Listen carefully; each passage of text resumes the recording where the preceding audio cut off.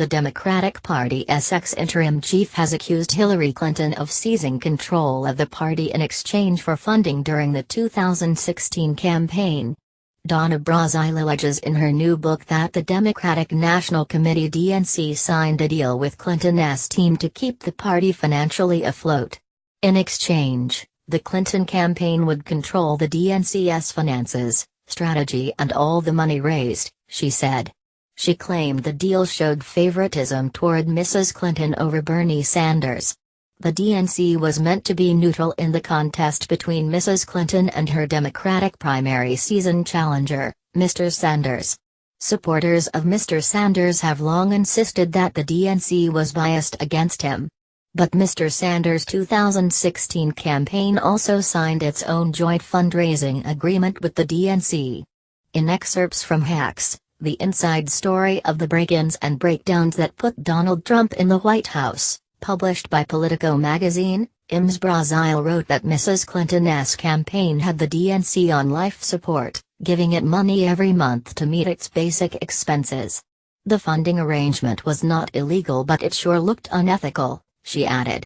This was not a criminal act, but as I saw it, it compromised the party's integrity. Ms. Brazile came under fire last year after the anti-secrecy website released hacked DNC emails that revealed she had notified the Clinton campaign in advance of a question she would be asked at a town hall-style event hosted by CNN. Pulling the purse strings analysis by Anthony Zurcher, BBC News, Washington. Former acting Democratic National Committee head Donna Brazile just confirmed the worst suspicions of many Bernie Sanders supporters. Hillary Clinton's presidential campaign, she says, had effective control over the DNC before any ballots were cast in the 2016 Democratic presidential primaries. Starting in August 2015, the Clinton team controlled the committee's finances, strategy and all the money raised. It had say over staff hiring and veto power over press releases and mailings.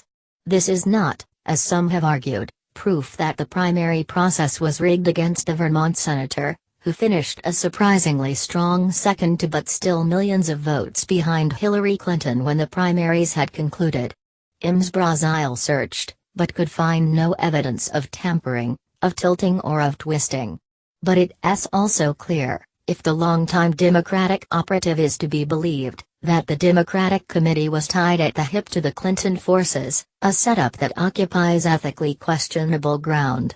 A reckoning is coming, and the blame does not rest solely at Mrs. Clinton's feet either. Her campaign gained control and influence over the Democratic Committee in large part because the Democrats were deeply in debt and their operation was ineffective, a condition that developed in large part because Barack Obama allowed it to happen. Over the course of his presidency, he has been accused of neglecting the party's infrastructure, allowing atrophy at the state and local level, and leading to massive down-ballot defeats during midterm on his watch. As the top Democratic officeholder, it was the president's responsibility to ensure Democratic vitality, and the record, at the ballot box and in party coffers, paints a dismal picture. Ms. Brazile also has her own reputation to mend, as Russia-sponsored DNC email hacks showed she once shared Democratic town hall questions with Clinton staff in advance. Her disclosures may be as much about rehabilitating her reputation as they are about exposing misdeeds or selling books. These revelations will only exacerbate the fault lines that have formed within the Democratic Party between more moderate officeholders and the populist, pro-Bernie legions.